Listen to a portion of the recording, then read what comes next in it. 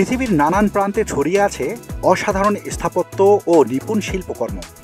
এর মধ্যে 200টি স্থাপনার তালিকা থেকে পৃথিবীর নতুন 7টি আশ্চর্য বেছে নেয় সুইস সংস্থা নিউ 7 ওয়ান্ডার্স ফাউন্ডেশন। এসব স্থাপনা দেখতে বিশ্বের বিভিন্ন দেশের পর্যটকদের আগ্রহের কমতি নেই। বন্ধুরা, আজকের ভিডিওতে পৃথিবীর 7টি আশ্চর্য সম্পর্কে আপনাদের জানাবো।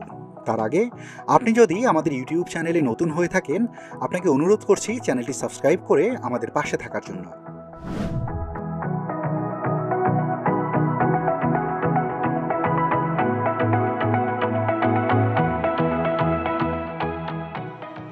Machu Picchu.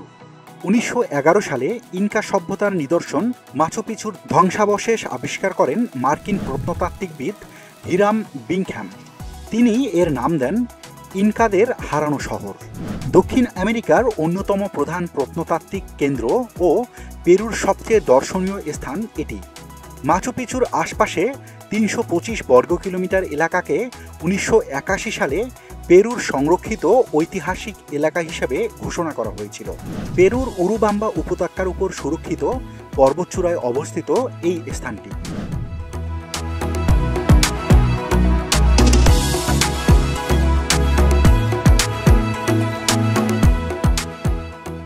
(1450 সালে ইনকা সভ্যতার স্বর্ণযুগে মাচু পিচু নির্মিত হয়েছিল। ভূপ্রকৃতি বৈশিষ্ট্যের জন্য এই স্থানটি ছিল ইনকা সম্রাট পাচাকুতিকের অবকাশ যাপনের কেন্দ্র। তবে শহরের সব অধিবাসী গুটি বসন্তে আক্রান্ত হয়ে মারা গেলে 100 বছরেরও কম সময়ের মধ্যে এই স্থানটি পরিত্যক্ত হয়ে যায়।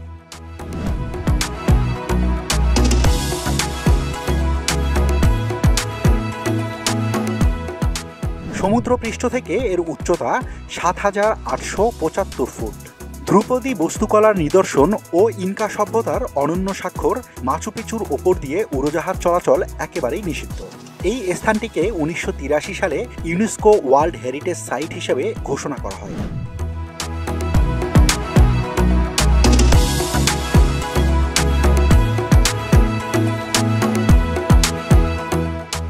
Great wall of China.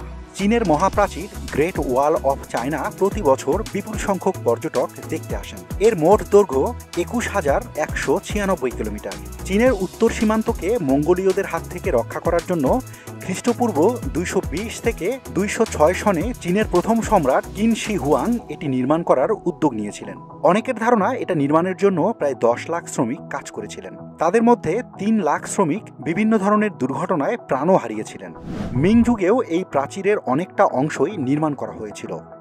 Beijing শহরকে ঘিরে থাকা মহাপ্রাচীরের অংশ পর্যটকদের কাছে বেশ জনপ্রিয়। বেইজিংয়ের আশপাশে দেয়ালটি 26 ফুট পর্যন্ত উঁচু এবং 16 ফুট প্রশস্ত।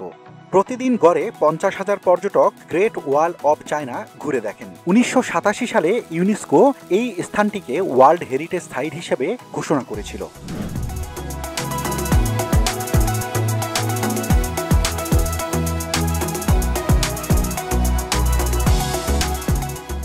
Christ the redeemer.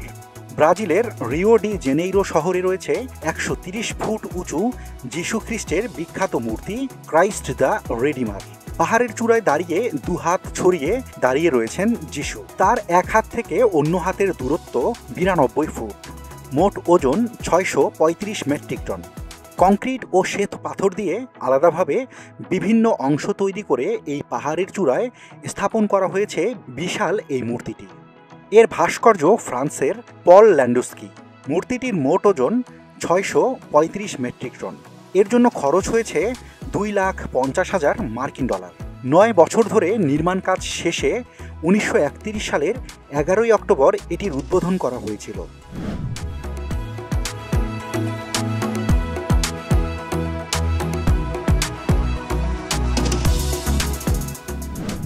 Rio de Janeiro Tijuca national পার্কের কার্কোভাদো পাহাড়ের চূড়ায় অবস্থিত এই মূর্তিটি। ক্রাইস্ট দ্য রিডিমার ব্রাজিলের ঐতিহাসিক স্থাপত্য। পর্যটকরা চাইলে পাহাড়ের সঙ্গে যুক্ত করা 220 তলা পর্যন্ত লিফটে চড়ে ক্রাইস্ট দ্য রিডিমার ওপর থেকে পুরো দৃশ্য উপভোগ করতে পারেন। যিশু খ্রিস্টের এই মূর্তি দেখতে প্রতি বছর ব্রাজিলে ভিড় জমান 20 লাখেরও বেশি পর্যটক।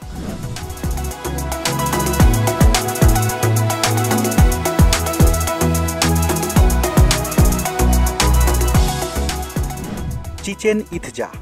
মেক্সিকোতে পর্যটকদের সবচেয়ে জনপ্রিয় স্থানের তালিকায় চিচেন ইৎজার নাম সবার উপরের দিকেই থাকে। এটি হলো মায়া সভ্যতার এক বিস্ময়কর নগরী। এই স্থাপত্য দেখতে অনেকটা পিরামিডের মতোই। এর চারদিকে আছে চমৎকার সিঁড়ি, শিখরে দেখা যায় চৌকো ঘর। বর্তমানে এটি মেক্সিকোর রাষ্ট্রীয় সম্পদ। দেশটির ইতিহাস ও নৃতত্ত্ব ইনস্টিটিউট এটির রক্ষণাবেক্ষণ করে থাকে। মেক্সিকোর উইকাতান রাজ্যের টিনিউম মিউনিসিপ্যালিটির অন্তর্ভুক্ত এই প্রত্নতাত্ত্বিক স্থানটি 600 খ্রিস্টাব্দ থেকে 1200 খ্রিস্টাব্দ পর্যন্ত এটি ছিল মায়া সভ্যতার সবচেয়ে বড় একটি শহর। চিচেন ইৎজার আক্ষরিক অর্থ হল ইৎজার কুয়োর মুখে। সুপেয় জলের কূপগুলোর জন্যই প্রাচীন মেক্সিকানরা এই স্থানটিতে বসতি স্থাপন করেছিলেন।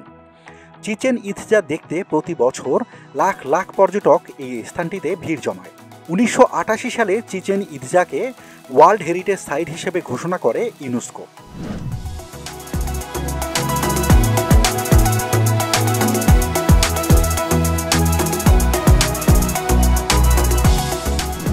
কলোসিয়াম। ইতালির রোমের সবচেয়ে বিখ্যাত দর্শনীয় স্থান হল কলোসিয়াম। বিশ্বের সবচেয়ে সেরা স্তম্ভগুলোর মধ্যেও এটি অন্যতম। এতে রয়েছে রোমান প্রকৌশলের চোখ ধাঁধানো নৈপুণ্য। নিষ্ঠুর সম্রাট টাইটাসের তত্ত্বাবধানে এটির নির্মাণ কাজ শেষ হয়েছিল।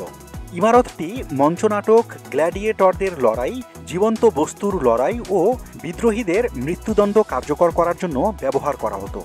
ইতিহাসবিদরা জানান, উদ্বোধনী দিনে হাতি, গন্ডার, সিংহ, ভাল্লুক, বুনো মহিষ সহ 9000 প্রাণীকে হত্যা করা হয়েছিল এই কলোসিয়ামে। এরপরে পশুর স্থলে এই স্থানটিতে যুদ্ধবন্দীদের একের পর এক মরণপণ খেলার সঙ্গে লড়াই করার কাজে ব্যবহার করা হতো।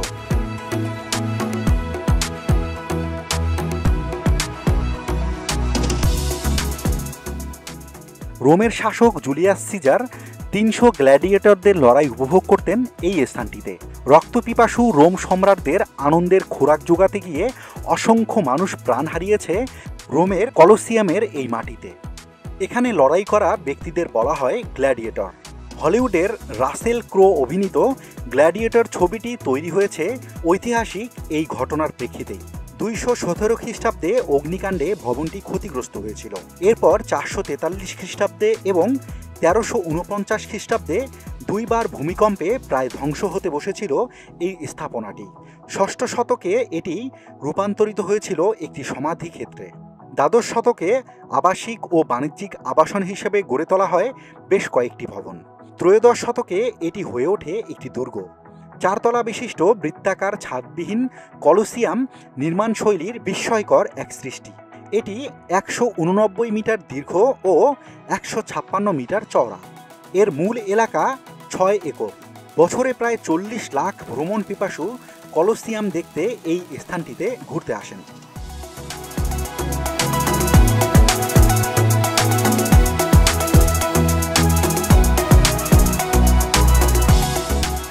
পেট্রা। জর্ডানের রোজ সিটি হিসেবে পরিচিত পেট্রা চারপাশের গোলাপি মাটির খাড়া বাঁধের জন্যই একে এই নামেই ডাকা হয়। জর্ডানে বেড়াতে গেলে পর্যটকরা পেট্রাকে সবচেয়ে বেশি প্রাধান্য দিয়ে থাকেন। এটাকে বলা হয় প্রাকৃতিক আশ্চর্য ও প্রত্নতত্ত্বের অপূর্ব সম্মিলন।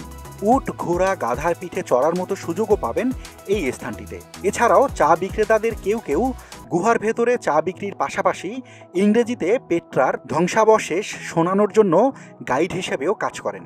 জাদুময় সূর্যোদয় ও সূর্যাস্ত দেখতে চাইলে এই শহরের কোনো জুড়ি নেই। পেট্রাকে বলা হয় পৃথিবীর অন্যতম একটি বিলুপ্ত নগরী। 1812 সালে আরবের প্রাচীন এই শহরটি আবিষ্কার করেন লুইস পরিব্রাজক জোহান লুডিক। জর্ডানের দক্ষিণ পশ্চিমে ওয়াদি মুসার পূর্বে হুর পাহাড়ের পাদদেশে খ্রিস্টপূর্ব 312 সনে নাবাতাইন রাজ্যের রাজধানী হিসেবে গড়ে উঠেছিল পেট্রা।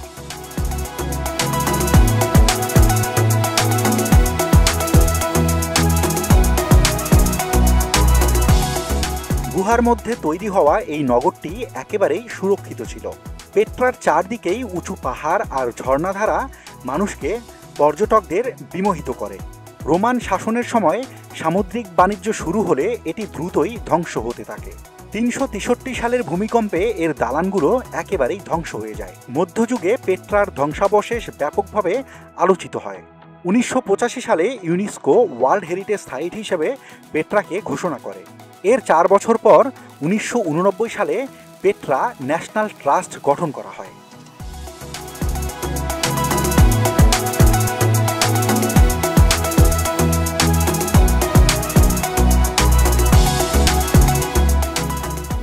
তাজমহল শতাব্দী ধরে ভারতের আগ্রায় যমুনা নদীর তীরে জাদু ছড়াচ্ছে তাজমহল। অনেকের মতে বিশ্বের যে কোনো স্থাপত্যের তুলনায় এটি অনেক বেশি সৌন্দর্যপূর্ণ। পুরোপুরি সাদা মার্বেল পাথর দিয়ে বানানো তাজমহল পূর্ণিমার আলোয় মুক্ত ঝরাতো বলে অনেকেই বিশ্বাস করেন। মুঘল সম্রাট শাহজাহান তার স্ত্রী মমতাজের প্রতি ভালোবাসার স্মৃতিস্বরূপ এই স্থাপনাটি নির্মাণ করেছিলেন।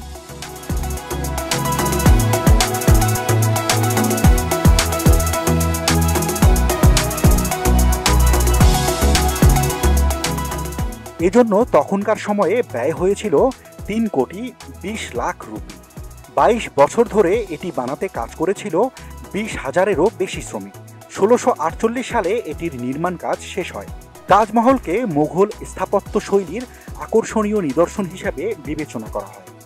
এর স্থাপত্য শৈলীতে পারস্য, তুর্কি, ভারতীয় এবং ইসলামী স্থাপত্য শিল্পের সম্মিলন রয়েছে। তাজমহলের উচ্চতা 213 ফুট। এর 4 মিনারের প্রতিটির উচ্চতা 162.5 ফুট। এই স্থাপনাটিতে ব্যবহার করা মালামাল ভারতসহ বিভিন্ন দেশ থেকে 1000 হাতি দিয়ে বহন করে নিয়ে আসা হয়েছিল। তাজমহল নির্মাণের জন্য নদীর পাড় থেকে 3 একর জায়গা 160 ফুট উঁচু করা হয়েছিল।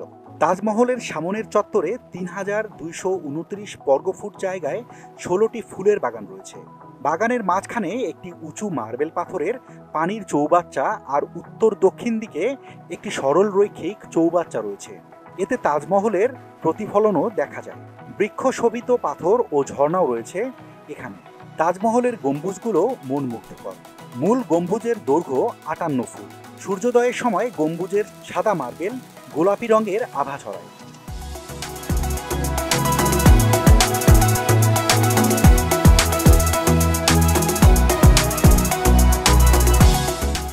তাজমহলে শাহজাহান ও মমতাজ শায়িত রয়েছেন। ভারতের সবচেয়ে জনপ্রিয় পর্যটন স্পট এটি। তাজমহল দেখতে প্রতি বছর 30 লাখ পর্যটক এই স্থানটিতে ছুটে আসেন। 1983 সালে ইউনেস্কো ওয়ার্ল্ড হেরিটেজ সাইট হিসেবে এই স্থানটিকে অন্তর্ভুক্ত করেন।